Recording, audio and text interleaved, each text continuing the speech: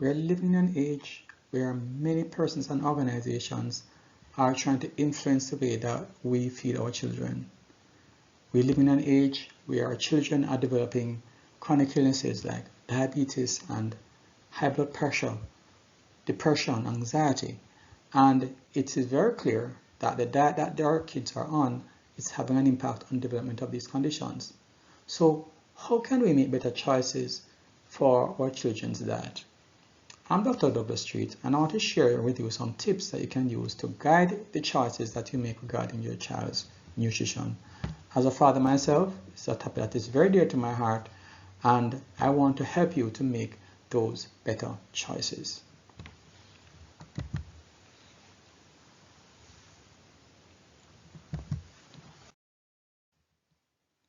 Now, I just want to share with you a couple of examples to show you how powerful diet and lifestyle are in the health of our children. A mother brought her daughter to me. She was having a chronic headache, and what I did with the mother was to sit her down and explain to her the dietary choices that needed to be made. We also started her off on a probiotic, and when she came back for review in 2 weeks' time, the headache was gone. Another child was brought by the mother, and she was having a vaginal discharge, which was treated with antibiotic before, had gone away, but came back shortly afterwards. What we did with her, again, we sat her down and advised her as to the dietary changes, and within just a few days, the discharge went away without any further treatment. Another child was brought to me by his mother, and he was having a problem with picky eating. So what we did with her was to advise her that the child needed to be on a probiotic. And within a week, the appetite improved. And once the child remained on the probiotic, the appetite actually was very, very good.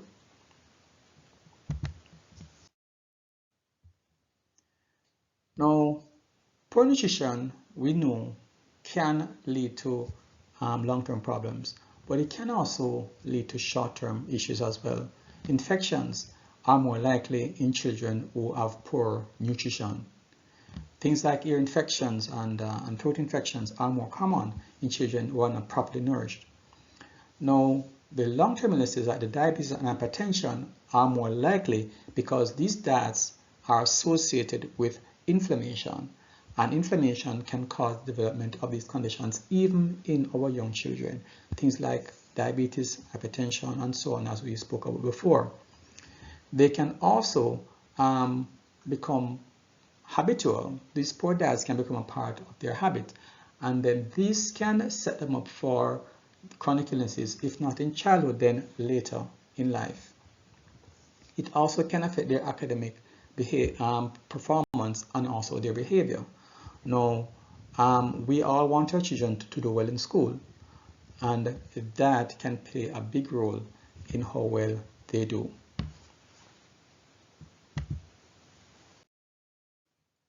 Now, what are some of the common problems that we see in terms of nutrition in our children?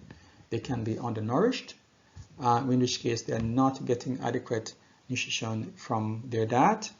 You can have situations where they're getting enough food, but they don't have the proper balance of nutrients. And then you have situations where the child is getting too much food. So you can have a variety of problems in children. What are some of the contributing factors to these situations? This can be poverty, where the parents are unable to afford proper nutrition for a child. Some children are very picky eaters, so they don't want to eat the things that are good for them. You also have problems with parental ignorance, where the parents don't understand how to properly feed their child. And some parents are too busy. They don't have the time to cook their food. Maybe they are working long hours, or they may be involved in other activities, which is taking away from the time that they should be taking to feed their child properly. And you do have some children who just have a very strong appetite and they want to eat more food than what they really need.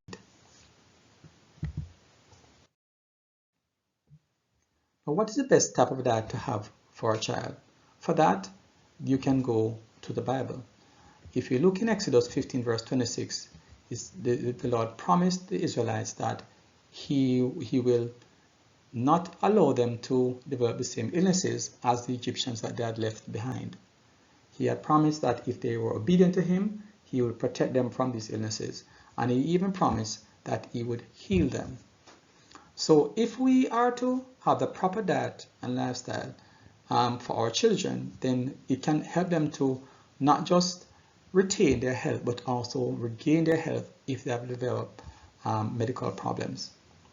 And if you look in Genesis verse 126, it shows that the Lord prescribed a plant-based diet for man from when he was created. So this is the ideal diet for a child. It doesn't mean that it is the only diet a child can have, but this is the ideal.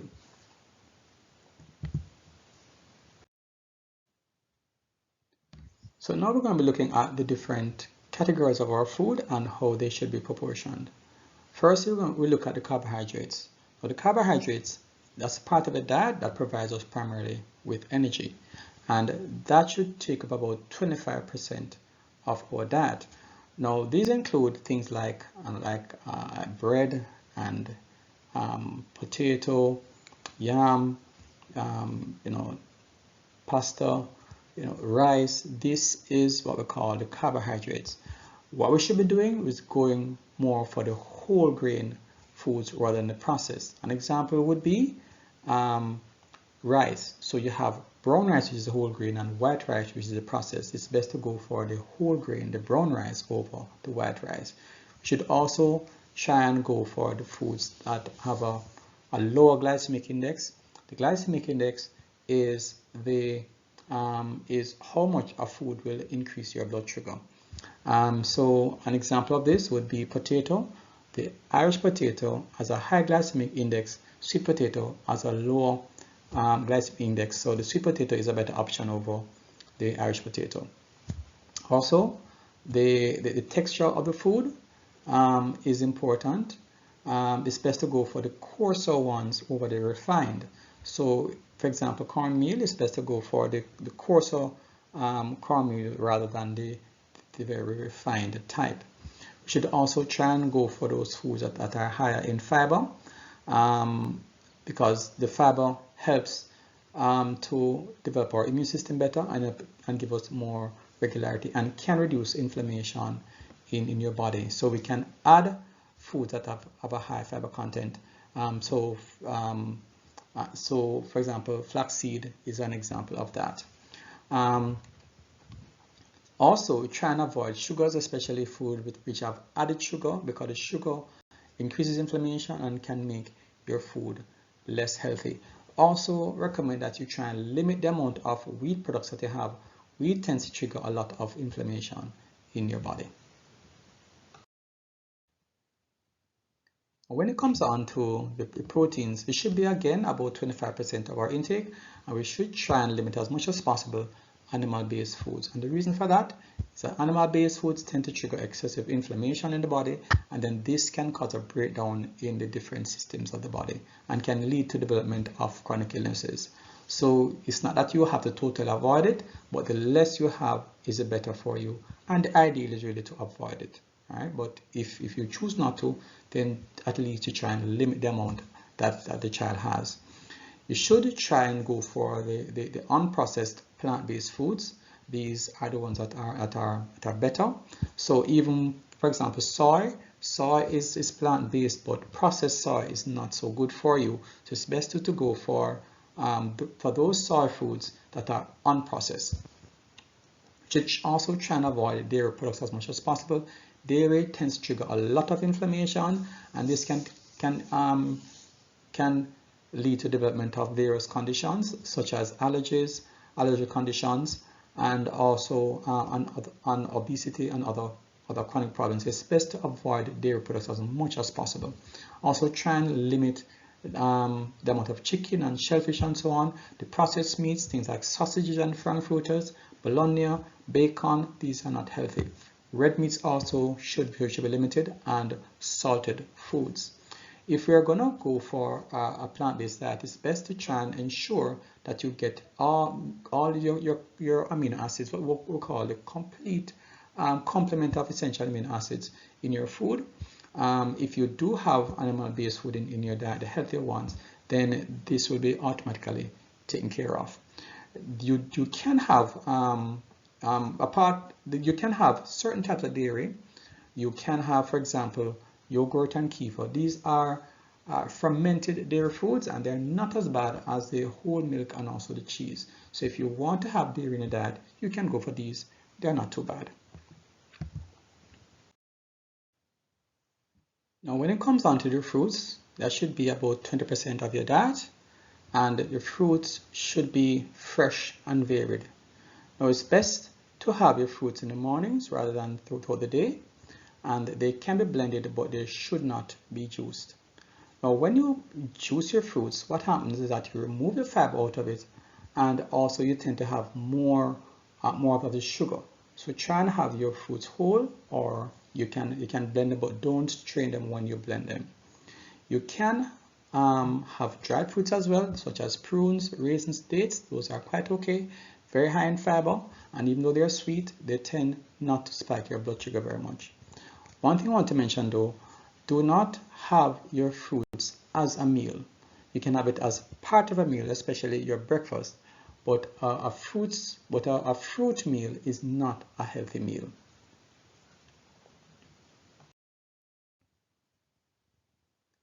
Vegetables also are a very, very important part of the diet. As a matter of fact, vegetables should make up about 30% of the diet, which is the greatest amount of all the different segments of your diet. It should be fresh and varied, and especially brightly colored, things like carrots and tomatoes. These high colored vegetables tend to have more antioxidants and can have a very good effect on a child's nutrition. You can blend vegetables as well. You can make shakes, for example, and because this enhances the absorption of the nutrients, so blending is quite okay, but again, try not to strain them. And we generally recommend that you avoid having fruits and vegetables at the same meal, so you can have fruits in the morning and vegetables later in the day.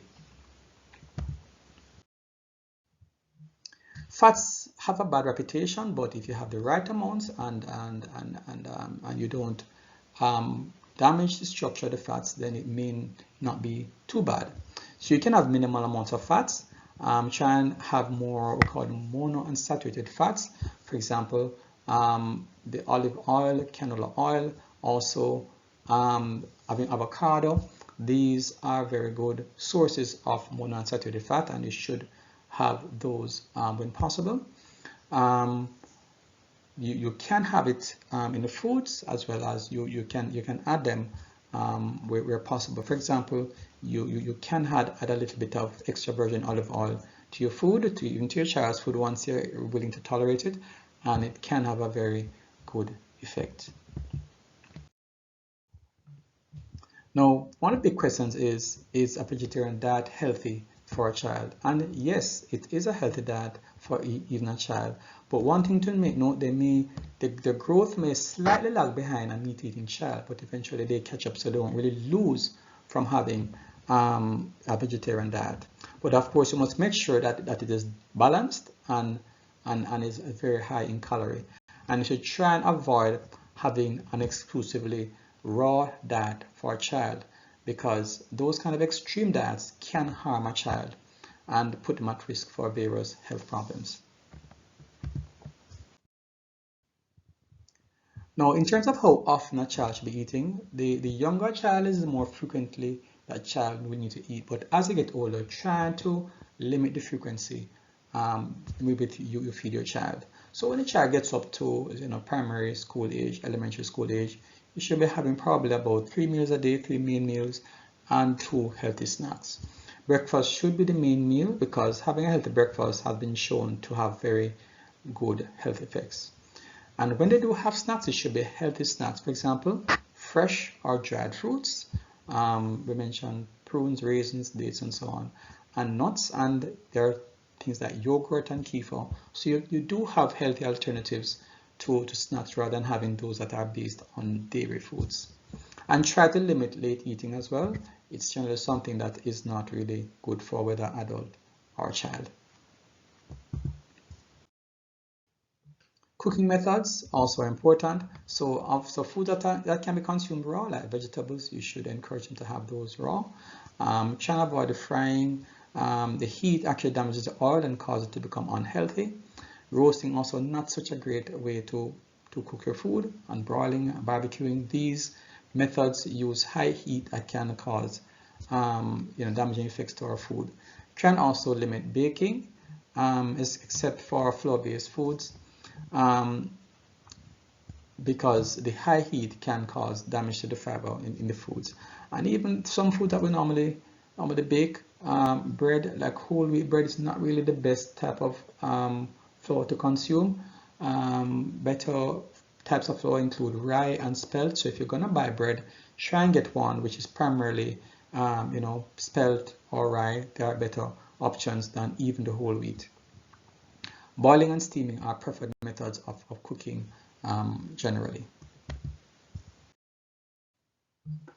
Now, if you're having some challenges with nourishing your child, if, for example, you're having a problem affording proper food to your child, then there's usually assistance that they can access, so make use of that. You can also grow your own food. This is oftentimes, a good alternative because you can get more nutritious food when you grow them yourself, and you can cut down on the cost. If you don't have much time, then try and get some help. You may have a family member that can help you. Seek some help if that is concerned. And you can do bulk cooking. This can help to cut down the amount of time you spend in the kitchen. And if you need to buy the food, then try and go for the healthier options. If you don't have the knowledge, if you don't have the information, then there's a lot of resources online. There are YouTube videos and so on that can show you how you can nourish your child properly. And if your child has have a very excessive type of appetite, then by introducing that child to whole grains and having a healthy lifestyle, like exercise, and we mentioned before the probiotic, this can make a difference in that child's appetite when they are maintained. Now, this is another important thing that we as parents have to deal with sometimes: the picky eaters.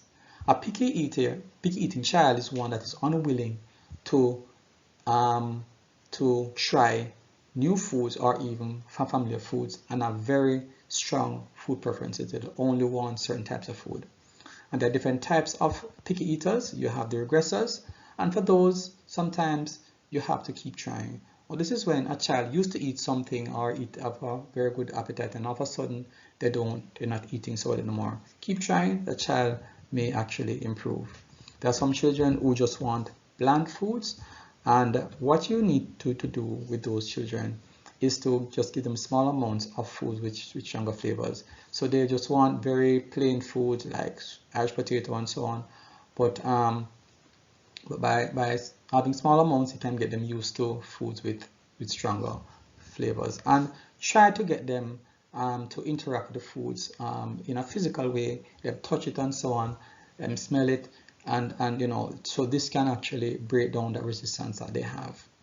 And then there are some children who just want to drink. They don't want to have any solid food, and oftentimes it has to do with the child not being willing to sit down for any good period of time to eat. All they want to have is porridge and things like that, liquid foods.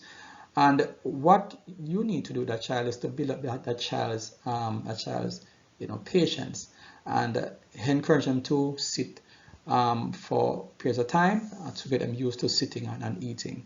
And of course, do this gradually, and this can make a big difference. Some children just want food that are particular texture. Again, it's really a matter of getting them slowly to introduce food that are different textures, and this can make a big difference. And then there are some children who are the gaggers. These are the ones that you're trying to give them certain things, and they immediately want to just vomit it right back.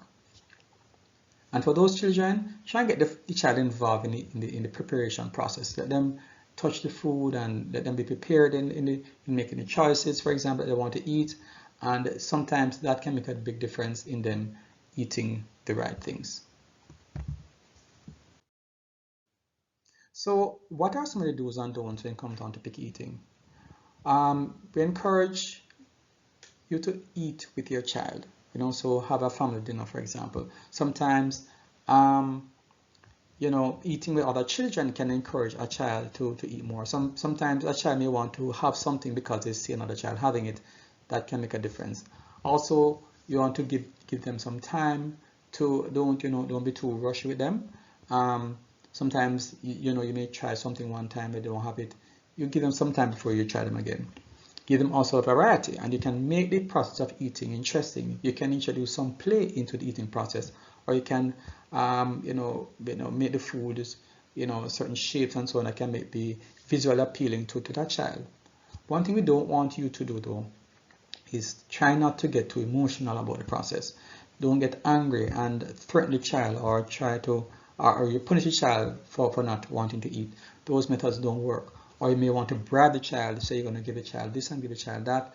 Those start up problems down the road. You don't want to really be setting up those kind of problems for later. Also, don't be too quick to remove foods from the menu, because sometimes your child may not want something on a particular day, but you may try them on a different day and they may be willing to have it at that time. And you also can try using supplements and tonics, and probiotics, as I mentioned before. These can really be helpful for certain children, so you can try them out and see how they work for your child. So, in conclusion, wanted to encourage parents to train up a child in the way that it should go. When they're old and they will not depart from it. And this has a lot to do with how we feed our child as well. You help them to develop those healthy habits from young, and when they get older, they're more likely to remain on it.